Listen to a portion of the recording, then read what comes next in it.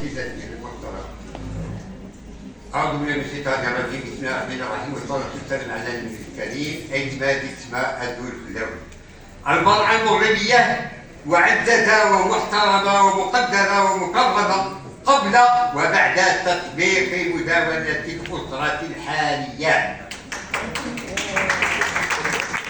إن قانون مداولة الأسرة 70/03 وافق عليه مجلس النواب ومجلس المستشارين بناء على دستور 2011 في الفصلين 26 و 58.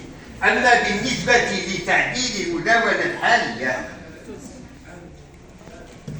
كمواطن غيور، أقول كمواطن غيور، التمس ممن ولاهم الله أمر تعديل هذه المداولة طبقا للتعليمات الملكية لصاحب الجلالة الملك محمد السادس نصره الله وأيده وأعز عمره،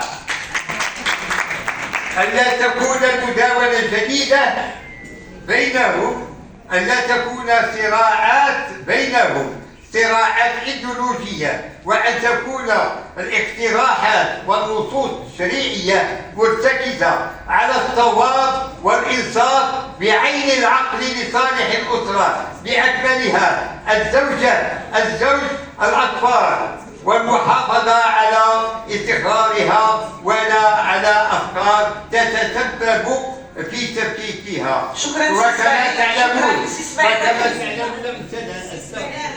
وكما تعلمون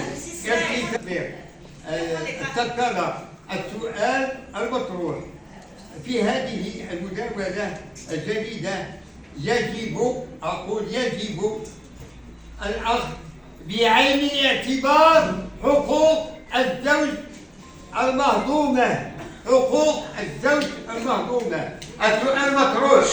ما هو قولكم؟ السؤال الأستاذة تفضل.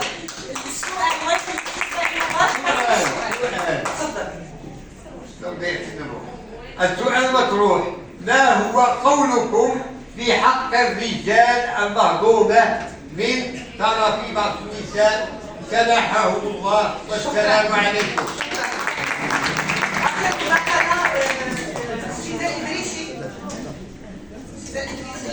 ما كايناش، وبذلك تفضل السيدة الرئيسة الكريمة، آخر متفقين معنا السيدة الرئيسة.